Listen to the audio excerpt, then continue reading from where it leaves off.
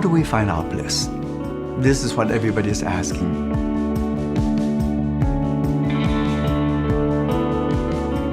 First thing is, ask yourself, what am I passionate about? You know, what are the things I love doing? What are the activities when I engage them, it feels like hours go by in minutes? That's one big clue about what your bliss is.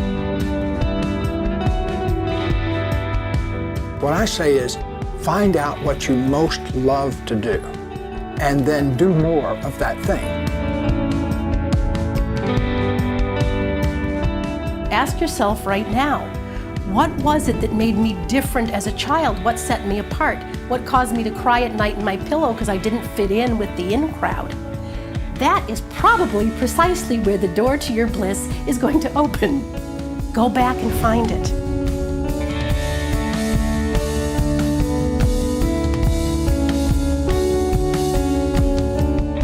Let's say you never had to think about money and you never had to think about time. If you had all the money in the world and all the time in the world, how would you express yourself and how would that benefit the ecosystem, the larger web of being? We have to find a way of reflecting on those experiences we've had that engaged us and where we became lost and totally absorbed in them. So for some people, a way to do that might be to write these things down. Others don't think like that. They don't like to use words all the time, so maybe collect some images, cut some images from magazines, collect music that's always inspired you.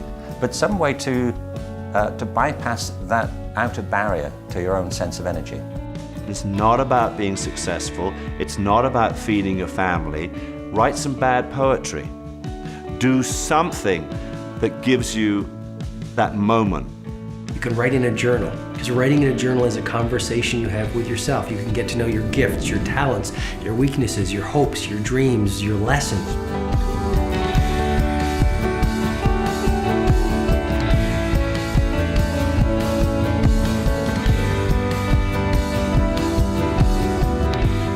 Joseph Campbell always gave the same advice to his students graduating Sarah Lawrence.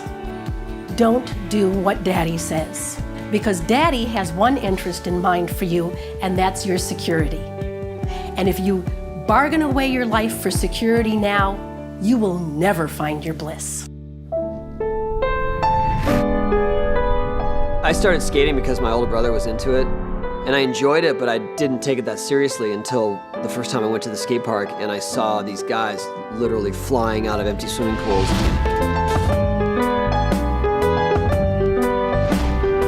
I got so excited that that was even possible as a person to be, to be flying in the air with a skateboard in your hand.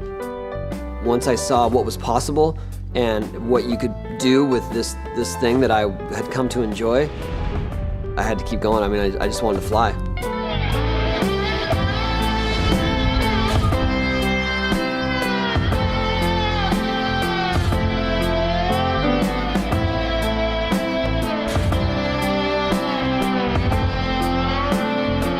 I think it's really important to do things that make you happy, and I know that sounds very obvious, and some of the viewers might say, well, now let's hold hands and sing Kumbaya, but when you look at every great inventor, every great business person, every great scientist, you look at these people who have gotten to the so-called mountaintop, and almost every single one of them to a person didn't do it for the money.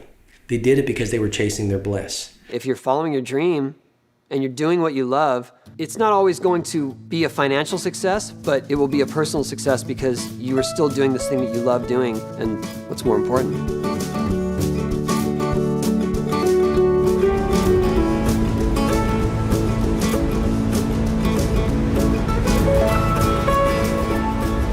I would describe my discovery of surfing exposure.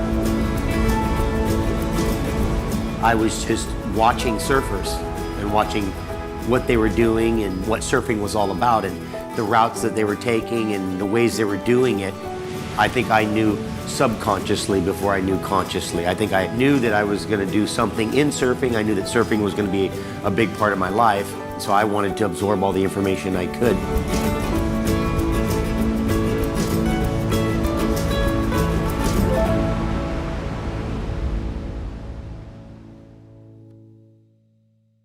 Just because you don't know what the call on your life is right now doesn't mean play ostrich and stick your head in the sand and say, well, just because I don't know it, I guess I shouldn't move towards anything.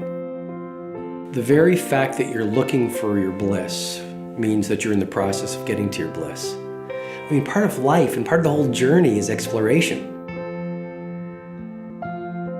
Human resources are often buried very deep. We don't know they're there. And we don't know they're there often because we don't look for them. We don't take the journey.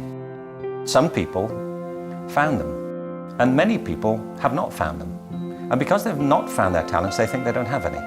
I believe passionately that we all have deep talents. Go looking. Try things you've never done before. If there are things you wish you'd done, but you never did, well, why didn't you? Go and do it. Try. If you always go the same route to work, take some different route. If there are people you never speak to, go and speak to them. At least put yourself out there. But don't anticipate what you'll find. Put yourself in uncomfortable situations at least every 7 days. If at least every 7 days people aren't laughing at you or scratching their heads, wondering why you're dreaming so big or doing what you're doing or have such a fierce resolve to achieving your goals, then I don't think you're stretching enough. And ultimately, we grow the most through the things that stretch us the most.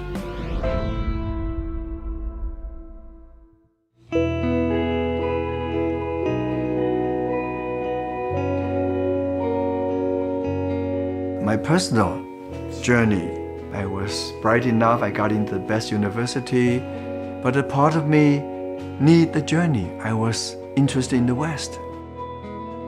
So I jumped at the next opportunity to get a scholarship and then get on the boat and my slow boat to the West. It took 14 days. I landed in Portland, Oregon, and to be a foreign student, I stretched myself. I arrived, I know very little English. I go to a class called English for Foreign Students. I learn English, and I embrace the Western culture. I stretch myself. So suddenly I see a part of me which I never knew was there.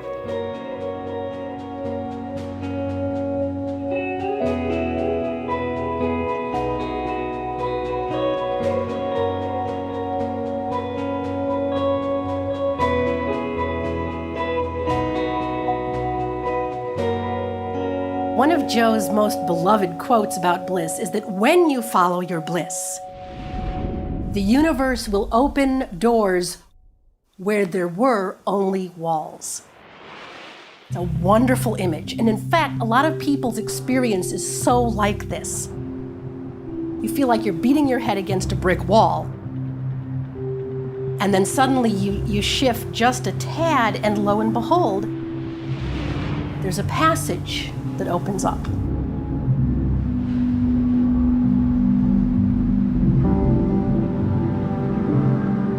When you truly step forth and trust your bliss, unseen forces have the power to rearrange things to accommodate your step of faith.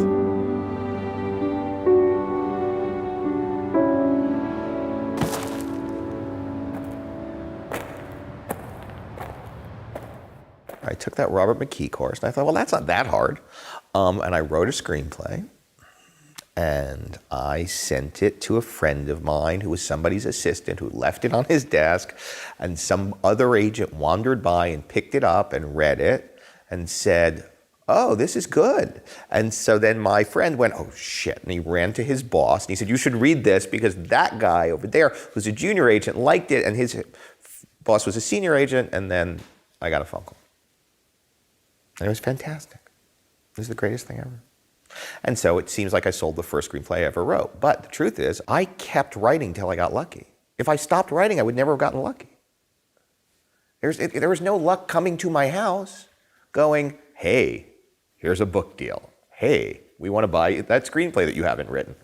You just keep doing it, and eventually you're likely to get lucky. Why do most people not follow their bliss? One word, fear, right? We're literally overwhelmed by fear, and primarily we're overwhelmed by the fear of what other people will think of us. Campbell says that what will they think of me must be put aside for bliss. One of the biggest inhibitors to following our bliss is, what will they think of me? Am I going to look like an idiot if I follow my bliss and I fail? Am I going to look like a fool? All these different questions come into our mind. Your friends and family, who can be very well-meaning, but really will collude with you to create a story that it's hard for you to get out of. For example, don't do music, you won't be a musician. There's no point trying to be a dancer because you'll never make a living doing that. I think that's the first step to the journey. They're the demons we often have to face down. We are each our own greatest inhibitors.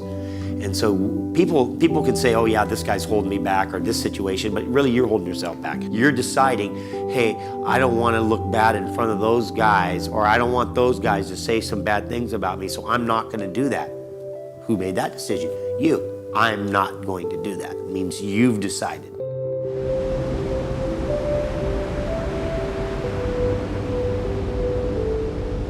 There's a poem of Rumi, the great mystical poet from the Middle East in the 12th century, who said, I want to sing like birds sing, not worrying who listens or what they think. But if you can do that, then you can achieve the impossible.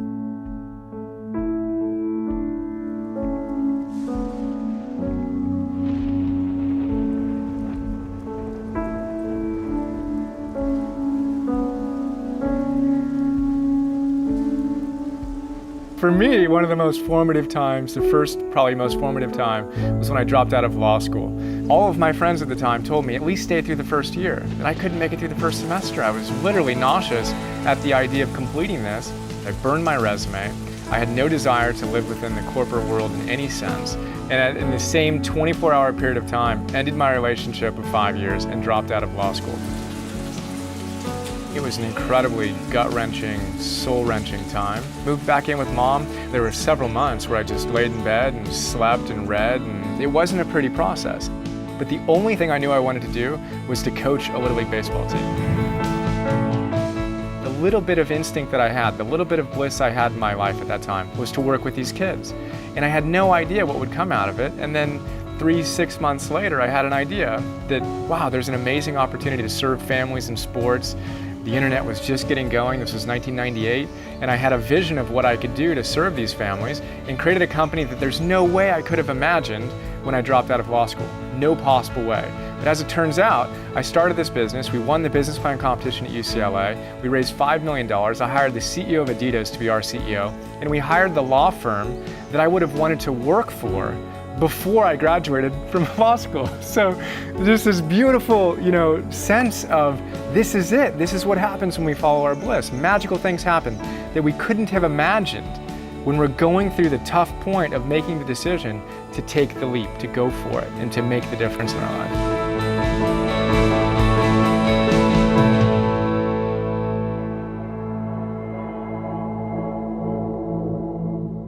There are two roads in life. The red road and the black road. The red road is the tough road because it's narrow, it's winding, it's full of storms, it's full of obstacles. The black road is easy. It's straight and it's wide, doesn't offer any challenges. The storyteller never says, you have to travel this road or you have to travel this road.